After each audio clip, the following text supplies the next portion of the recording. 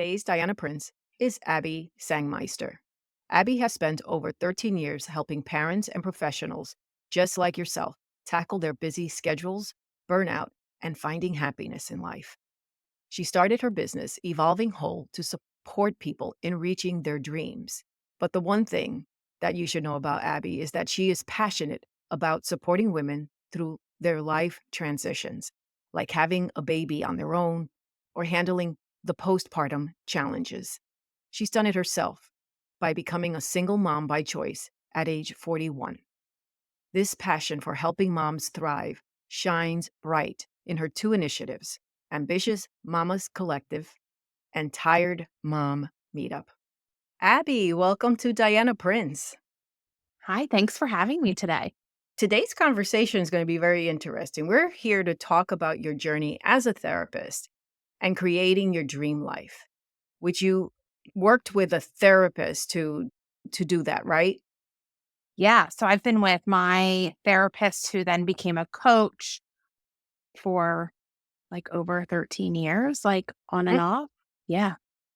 Yeah. I think what we need right now is a little bit of your backstory. I know that you've been a therapist for or helping people for over 13 years, but let's get a feel for how that started, founding your business. Can we talk through Mhm. that? Yeah, sure. So I always wanted to be a therapist, but I didn't take that direct line to getting there. And I think that's a lot of things that I even talk about or when I'm working with clients too is we have these expectations that we're just going to get from like point A to point B. It's going to be this direct line. And it doesn't always work that way. And you still get there. It's just you take the scenic route. So I studied undergrad psychology. And while I was there, I went and traveled and lived in Florence, Italy for 6 months and I always loved art, but really fell in love with art. And so I created the art history major on Ursinus campus. And when I graduated, I really thought I would go into the art world. Economy was not so great. Jobs were really tough. And I was working all kinds of different jobs and did some of the art stuff for a little bit, graphic design, but still wasn't what I wanted to do. And more I was finding like, I just want to be a therapist. So I had talked to like my therapist at the time about it, and she's the only person that knew. And I had 1 week to apply to University of Penn, and I was like, if I get in, it's meant to be. If not, I don't know. We'll figure out what the next step is. And so I studied and took the GREs in 1 week, the application, reached out to college professors and was like, please write me a recommendation letter so I can get this all submitted. And I got in. So that's like the short story of it. And so that was like really exciting. And it's been everything that I've wanted. I always wanted to have like a private practice. I did work as an independent contractor for a very long time at different places and then started opening my private practice gradually because I wasn't like, you're not taught business in school. You're taught to be a therapist, but not the business end of it. And then I was just like, we're going to dive full steam into being a therapist and a coach. And it was like the best decision. It really Okay. was. Yeah. So the other part of it, the other part that I actually want to dive into a little bit is because you, through your business, one of the things that you do is that I see, I saw it in your introduction in the the initiatives that you started and how you help moms thrive. And a key part of your story is that you decided to become a single mom. That Mhm. was a choice that you made. Can you tell us a little about that? Yeah. So I always wanted to be a mom. And when you're someone who is driven and I'd taken a gap between undergrad and grad school and then finished grad school, dove into my career, was doing that and just didn't find the right person. And then one day, like I woke up and I was like, wow, I still don't have the right person. Right. And I was turning 40 and I was like, I want to be a mom. I dated people who didn't want to have kids. They already had kids or they didn't want to have kids. And I knew that even there was like a few that I was like, this is such a great fit. Like, I want to be a mom more than anything. And so I found out I didn't even know the title of single mom by choice. I was like, I don't know where to go. And thank goodness for Instagram sometimes. There was a woman I happened to follow like years prior, something in her story spoke to me and I was like, oh, and I followed her. And then I had to like, scroll and try and dig and find who this person was and message her. And she was like, called Single Mom by Choice. There's a great Facebook group. Go join that, get educated. And so that's what I did. I decided to become a single mom by choice. And I had an 11% chance at the highest rate for success through IVF. And I was like, I can't not try this. We'll see what happens.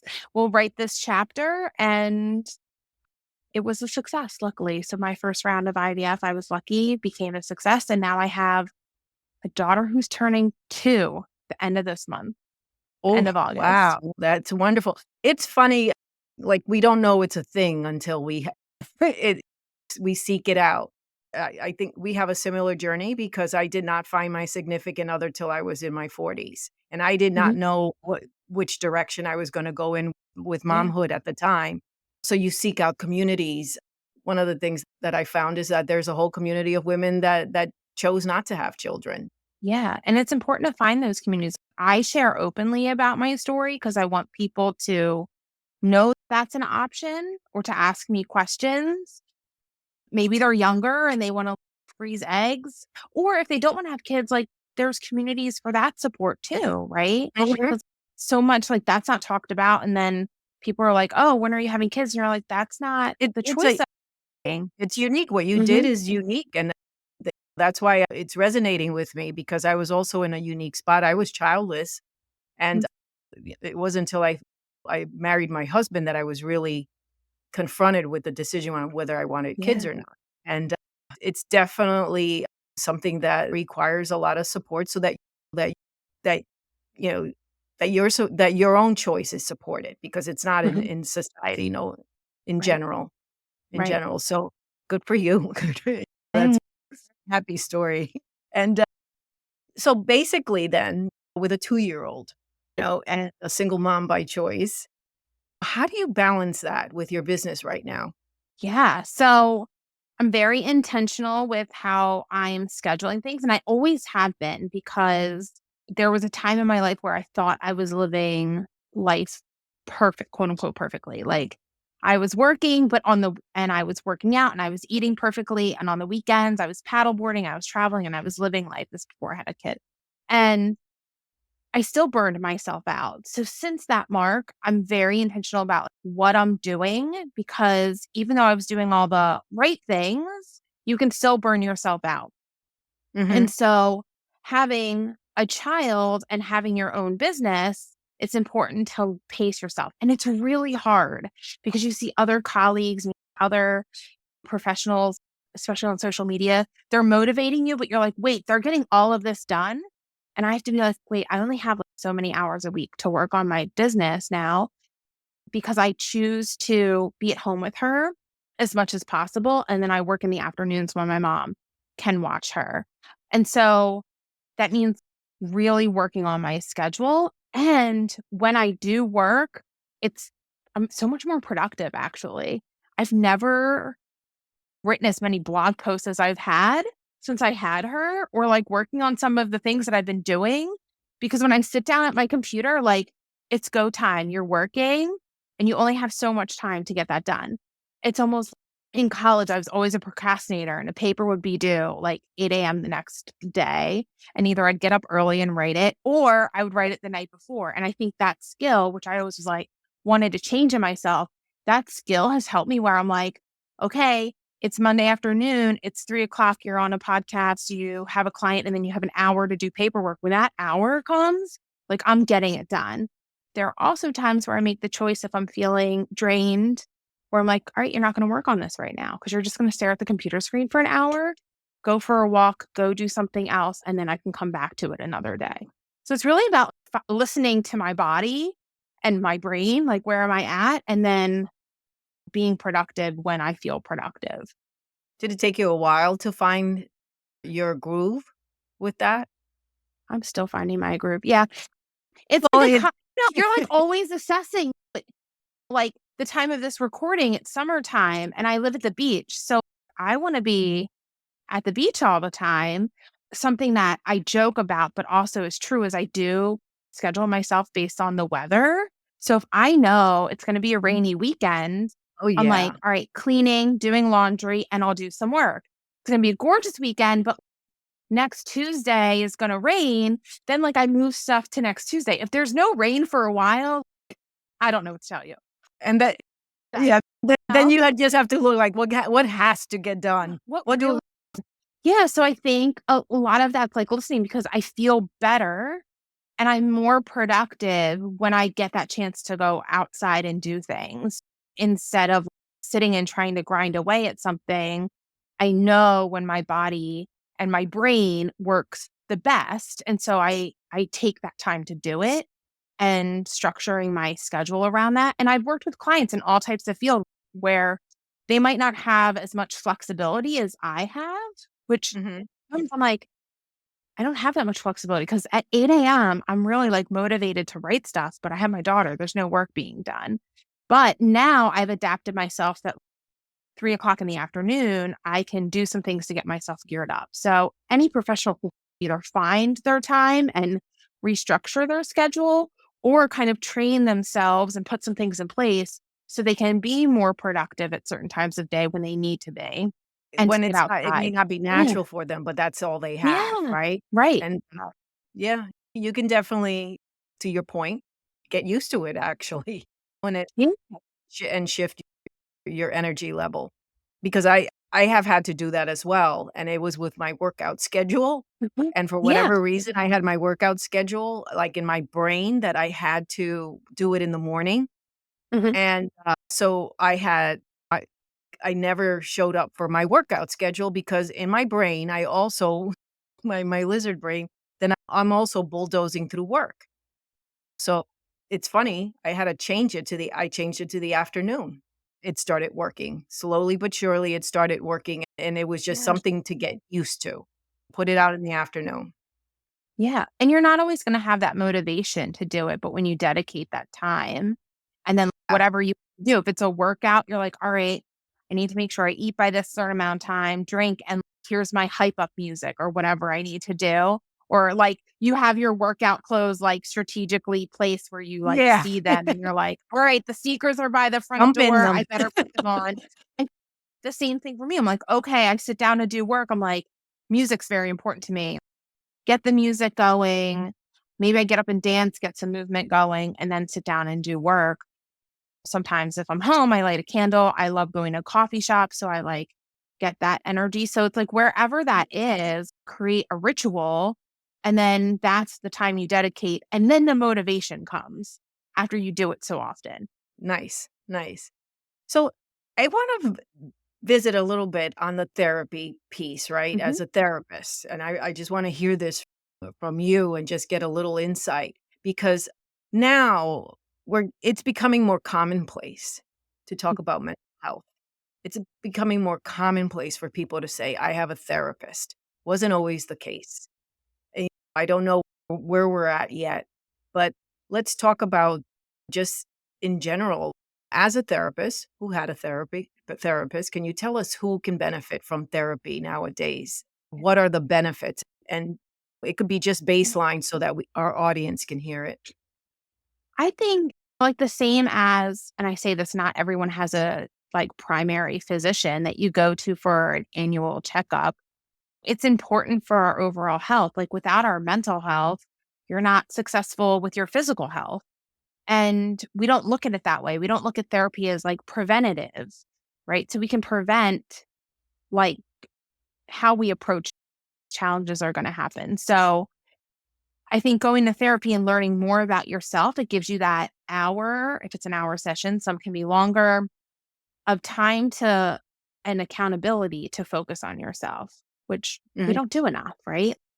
So you can focus on anything. It doesn't have to be, that you're feeling anxious or depressed. It could be, I'm switching careers or the season's changing, or I know come December, it's darker out and my mental health kind of drops. So going before that happens and learning some tools and strategies to help you uniquely adapt to that. I think there's always something in our past that we might need to process that's holding us back from moving forward. And I think the other part of therapy is, what goal do you have in mind?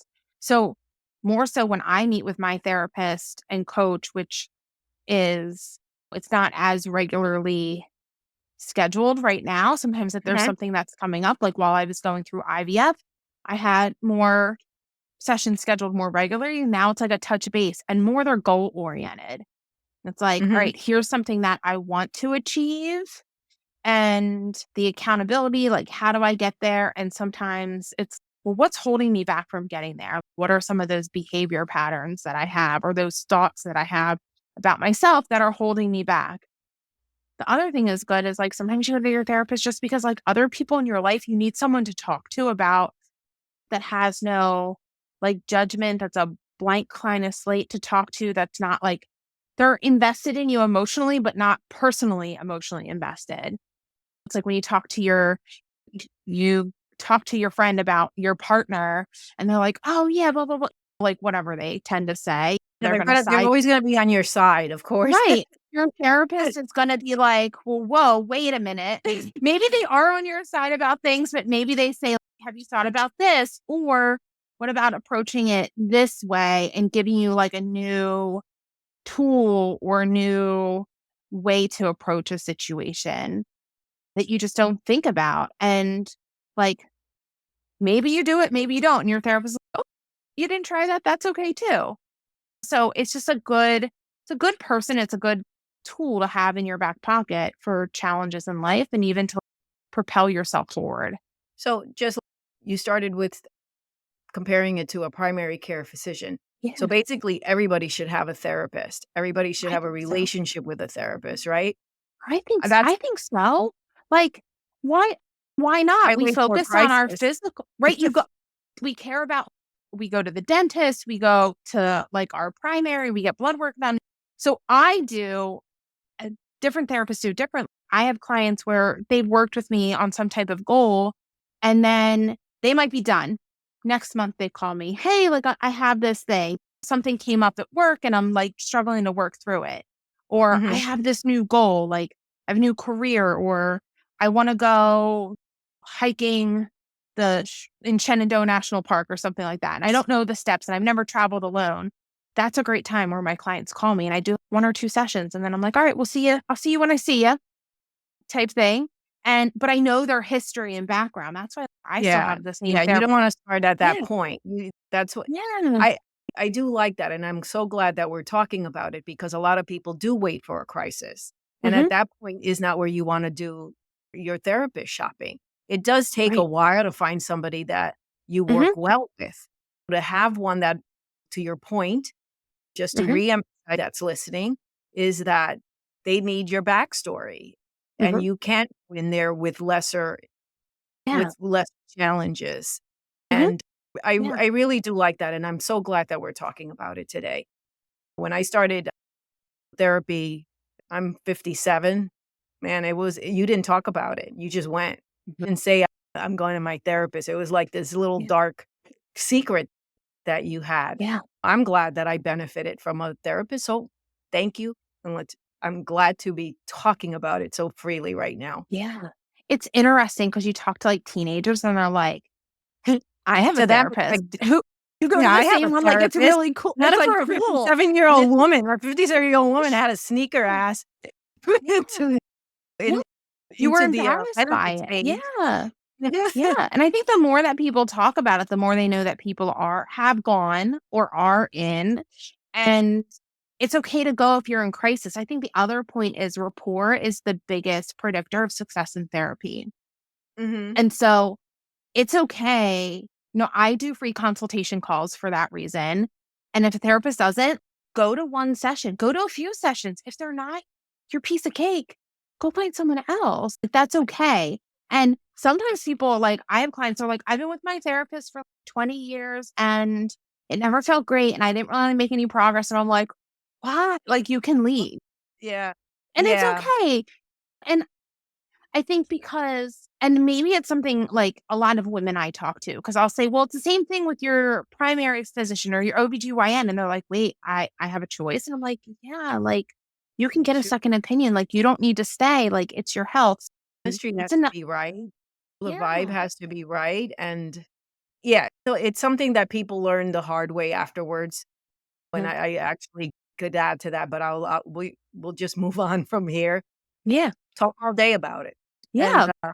yeah. So, you mentioned burnout, and, so I wanna bring that one to the surface. First of all, the fact that you shouldn't wait till you're burned out to go see a therapist is one thing.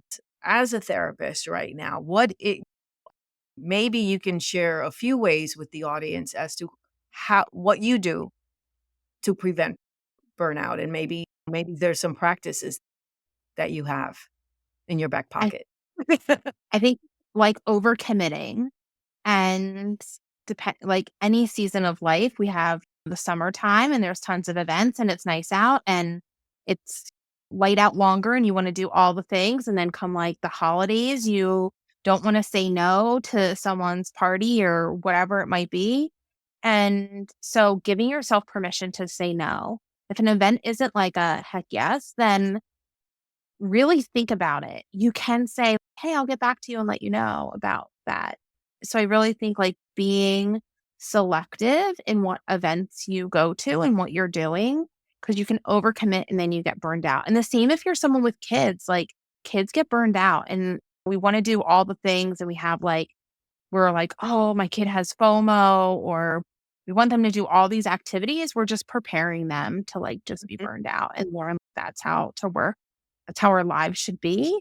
Again, like my story is I wanted to be a therapist. I didn't get there like directly. So take your time. Like you'll get to where you're supposed to be. You can slow down and slow living allows us to be more creative and actually more productive when we slow down. And I think there's this piece where we've always heard like you have to work hard, but I want people to work smart. It's not always about sitting at their I've had 9 to 5 jobs where I've sat there all day and didn't got the work done in a short amount of time and then just had to sit there. Or like thinking about like writing something where you're not in the mood to write it. Like, can you go out for a walk and come back and do it? And a lot of times we don't think about taking Yeah. these opportunities. So I think like clearing space in your schedule for mindfulness and just time for yourself. Other cultures do it. We just don't do it a whole lot. And think about, I don't know, when my grandparents were alive, like Sundays, people didn't do anything. It was like family time. And now Sundays, like people commit so much on their schedule and they're like running around doing all the things. Like we don't have a day during the week that we just slow down and stop. Thank you. So, we're almost at the end of our show, Hmm. and I like to ask all my guests a special question Hmm. because I don't know about you, but reading is very important to me, and it's giving me access to just alternative lifestyles, actually, and just Hmm. idea. What I wanna know is, what is your favorite book of all time? It could be fiction, it could be nonfiction, whatever it is. I wanna know which book has had the most profound impact on you. So you might not like my answer because you can't buy it yet. But I think like my own story. And I think when you Oh, go back and so I love books. I read, gosh, I read like at least a book every few days. And always throughout my life, someone's, what's your favorite book? And I love that question. I'm like, I don't know. It depends on the day what my favorite book is. And then a few months ago, someone else asked me that. And I was, because I want to work on writing my own book. But I was like, my own story. Like that, when I go back and say, like, you apply to grad school in a week, I often forget the things that I did. I forget like the challenges that I've overcome. I forget you don't want to remember like those really sad times in your life. You push them aside. You so don't I, can we pause right now? You don't have a book yet. This you're talking about the storyline just me, that my is it. story, Okay, just your story. everyone, Wow. everyone's story, not Well, that mine, is but you. like everyone.